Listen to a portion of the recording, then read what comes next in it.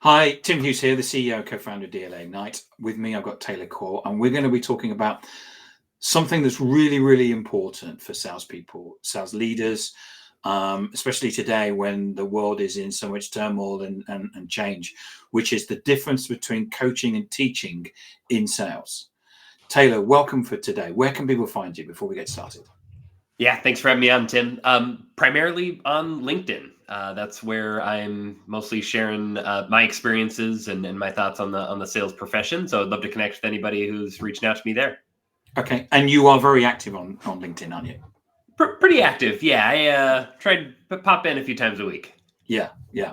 So, just give us a bit of your background, because you, from what I remember, is that you've kind of walked the boards in terms of sales. You know, you've made your way up from sales into sales leadership, into first line leadership, second line leadership. So, give us an overview of your background. Sure. Yeah. So I've been around a lot of different capacities in sales, even, been on the recruiting side, which has its elements of sales. But primarily for me, I've been the mid-market side of sales. I was an AE for a few years in the ad tech space, and then manager for 2 more years. And then the last 5 years or so, running teams, including account management, account executives, SDRs, kind of owning all of the elements of the revenue cycle. And so I've learned a ton over those last 5 years, and excited to share some of those lessons. And I think one of the things that I've seen, certainly in the last 5 years, is that so much has changed.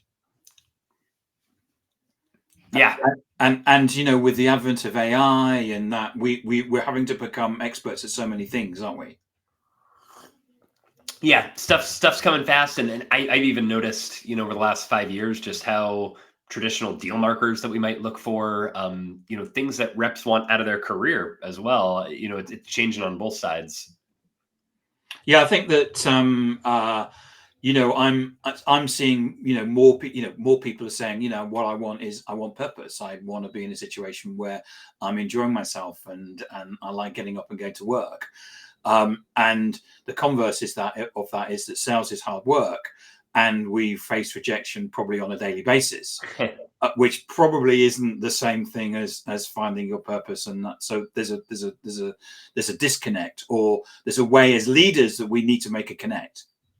Absolutely. And I've noticed that reps have demanded more from their sales careers and from their leaders over time, even just, in this last 10 years of kind of getting into sales leadership. One interesting example, SDRs used to almost primarily, career path into that AE role. And I've noticed more and more they're wanting to get into marketing and sales solutions and in different parts of the revenue teams, or not revenue at all, just because they want to explore what's out there, and the demands on the manager to help empower that career, help them build those skills has really risen in the last few years or so.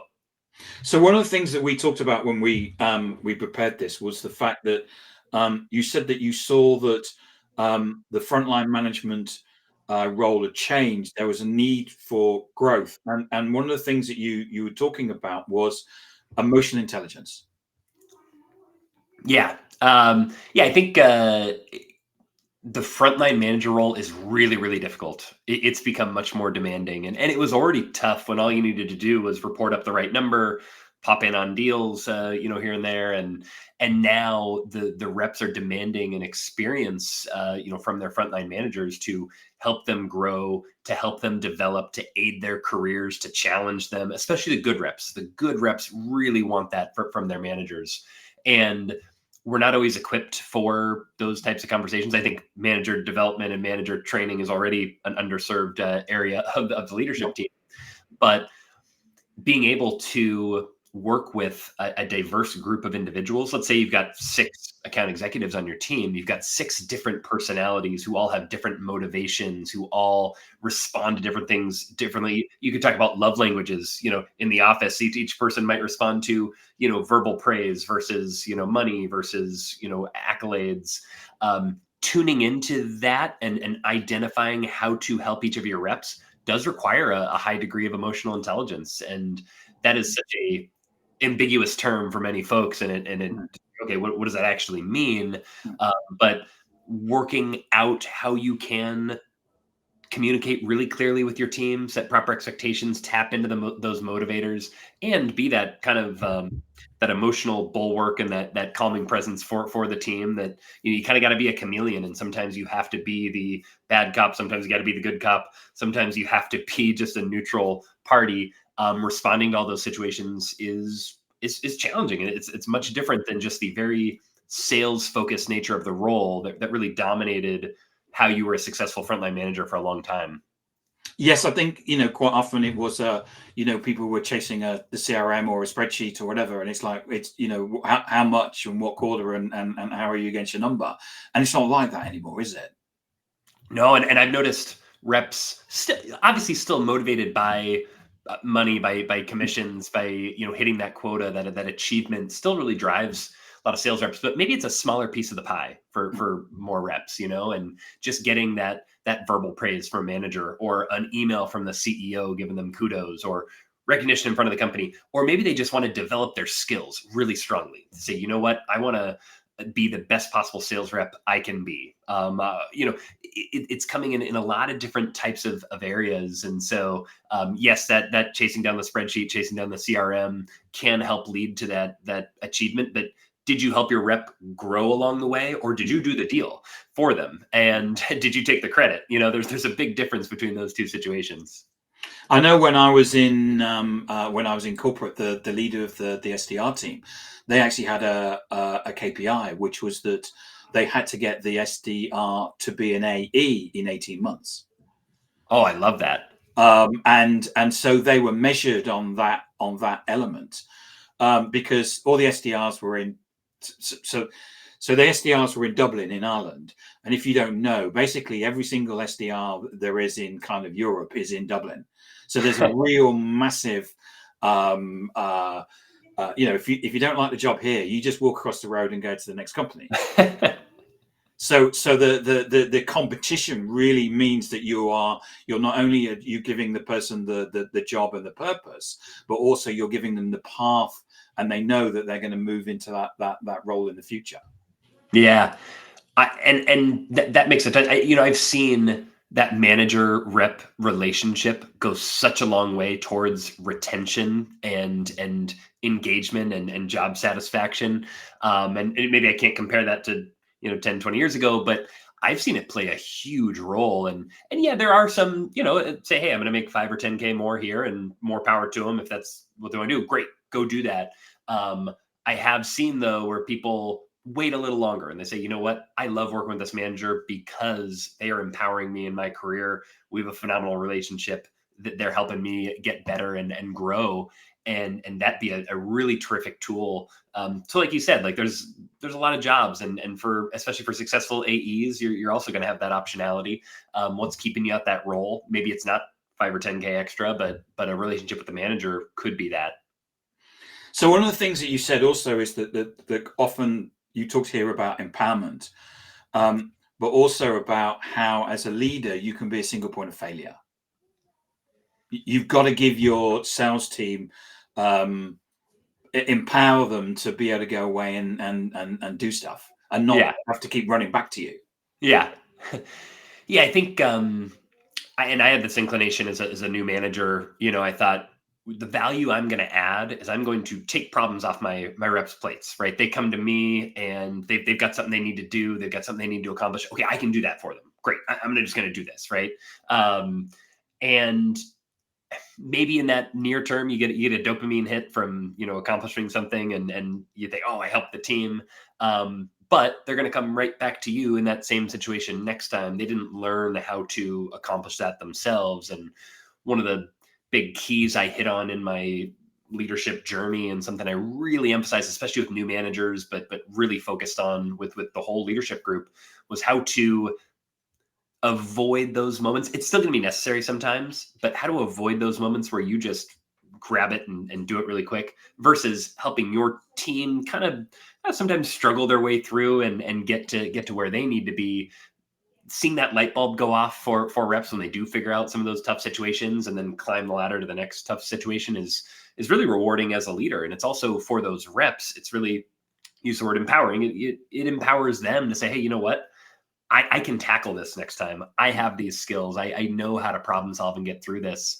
And it's such an awesome level to reach between manager and rep. Yeah, and I think it's just a wonderful thing, isn't it, to give people the power to know and the confidence to do that as well.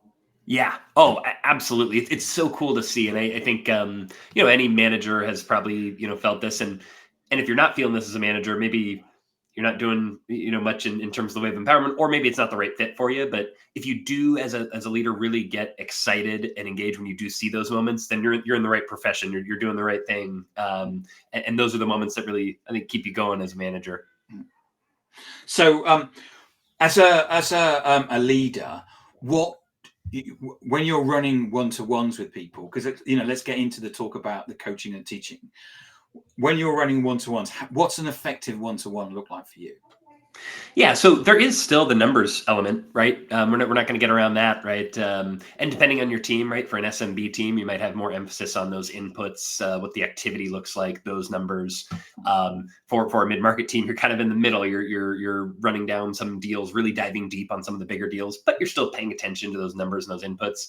That's going to vary org to org, but I guess the best advice I'd give, and where I've seen success, is that as long as there's really clear alignment and buy-in from both sides and what those numbers are going to look like, then you both know going in. There's no surprises each week. It's like, hey, we were going to hit these numbers. We talked about it. What happened? So because I've seen where managers maybe think they've set clear expectations with the numbers, but that rep actually doesn't know, like, oh, you wanted me to do this, or maybe they don't know how to do it, or maybe the communications or the expectations weren't clearly set. So first, really aligning on that, because who wants to sit and dig into numbers the whole time? You're just kind of checking that box to start, right? I think a couple things is really where the magic happens in the one-on-one, because that's really valuable time. You're getting face time together, you're learning from each other, and trying to both, make more money, close more deals. There's an element of coaching, there's an element of deal review, and they have a lot of overlap, but the ability to dive in and say, okay, here we are with Acme Corp, they're at 50%. Talk me through this deal. Maybe you have different deal markers that you're looking at, depending on your industry, size of company, where they are in stage. Okay, what are you thinking about doing next?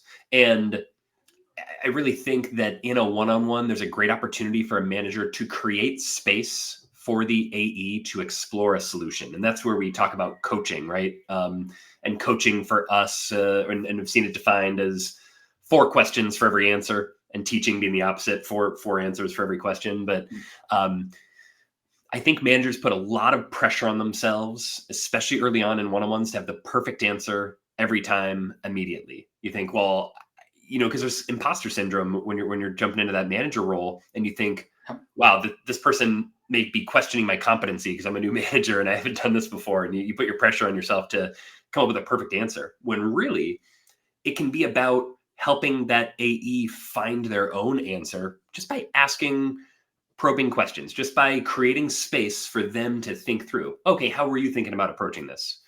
Okay, what challenges do you think you might encounter, going down that route? Okay, who else do we need to talk to? Just about, kind of guiding the questions, creating more space to have that conversation. And more often than not, you're both going to kind of help come to a realization and a path forward, but it's a mutual process. And so when we talk about coaching, we talk about a successful one-on-one, I think the one-on-one's all about creating that space so that, both parties can learn from each other and grow. And deal reviews is a great example of that, where you're kind of exploring a hypothetical together, and arriving at a solution, see how to move forward. And I think as in my time as an individual contributor, I always look forward to those things, because you don't know all the answers, and quite often just talking through things, you go, oh yeah, I didn't think about that. Yeah, because you're just too close to it.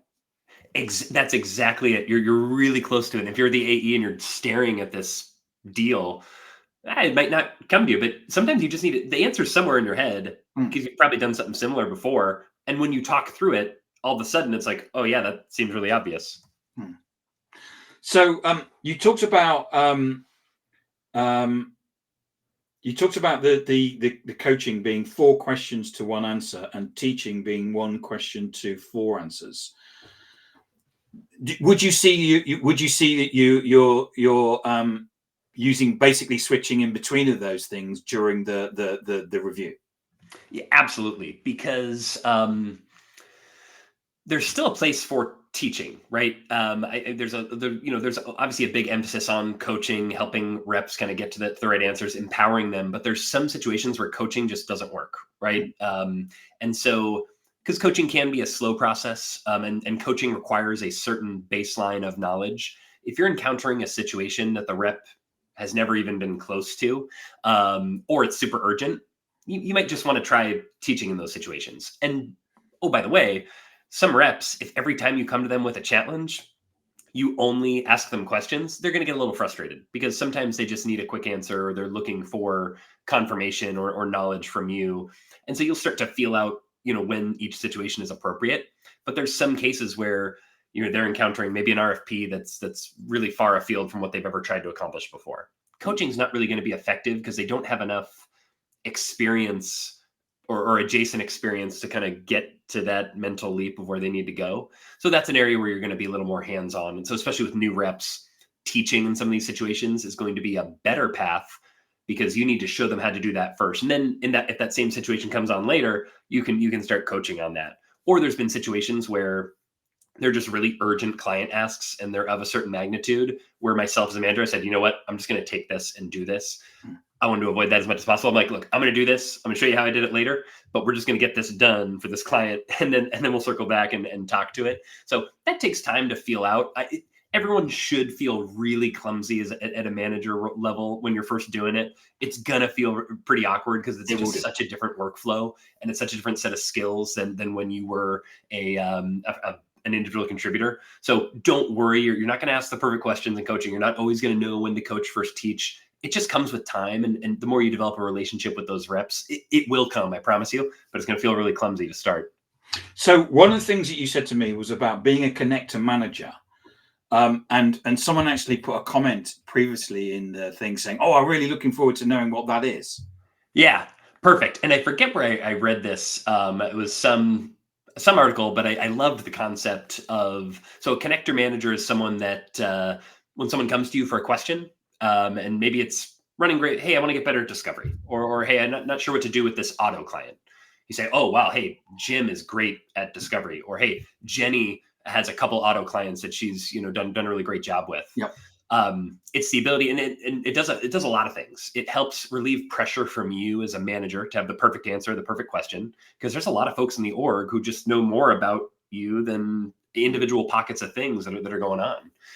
It helps the rep grow their internal network and learn to say, oh, you know what? Okay, there are some AEs that run these auto clients that I should be talking to, and it helps bolster those internal experts. Jim and Jenny are now, they get some kudos and they're recognized for their contributions, and so it's just a great virtuous cycle. And again, as a manager who thought, got to have the perfect answer all the time. Well, there's people who actually know better, and they can have a really great conversation together. And it's just a virtuous cycle for the whole org. So I love the concept. I try and employ it definitely where I can. Because it means that you're able to kind of you're delegating it out. Yes. The person hopefully will feel will say, oh well, thank you very much that that they're the experts, and they are the experts, and in a way that's freeing your time up. So, but it's about building that network in the first place, isn't it? Absolutely. And I think the resistance early on for managers is that you don't want to be seen as giving up control or be seen as, I'm not competent enough, so I'm giving this up to somebody else. That came up in the article I read, and I hadn't experienced that before, but I can see that's an understandable, mental challenge to get over. But no, that's been a wonderful approach for us to take as a management group. I've also written down when we talked about accountability buddy. Tell us about what an accountability buddy is. Yeah. So, and that could be as an individual contributor, could be as a manager, but the way we've employed it as a manager group is developing as a coach, developing your emotional intelligence. These are very incremental journeys. You're not going to just tomorrow be an awesome coach and always default to coaching. It takes a lot of time to build that into a habit. And so I found that it's helpful as a frontline manager to have another frontline manager that you can kind of check in with each other on. Like, hey, I know you had that tough situation coming up with John. Do you feel like you were doing more coaching or teaching? And it creates a system of accountability for you and that manager to grow together, because manager development's really tough. It's again, it's not happening overnight. I used a manager journal actually, and like if I were working on coaching or working on different aspects of emotional intelligence, at the end of the workday, I'd kind of jot down my thoughts like, did I do a good job coaching here? Did I hop in and teach too quickly? To build that awareness, so the next time I was in the situation, and I could feel that awareness start to build. That's really and I've good. also used other managers as a sounding board in that journey. So don't go it alone would be my, it could be a journal, could be a partner, could be a friend, could be someone internally. But have someone who kind of act as a sounding board so you can check your own progress and make sure you are building towards the type of manager you want to be. Taylor, thank you so much for coming on and talking to us. The 20 minutes goes really, really quickly. It goes really remind quickly. people where they can get hold of you. Sorry, say that again. Remind people where they can get hold of you. Yeah, LinkedIn. I'm there a lot. You want to sit down for coffee and chat more about the topic? I'm all ears. Fantastic, Taylor. Thank you so much for coming on and sharing your experience. It's been awesome. Yeah, thanks so much, Tim. Thanks.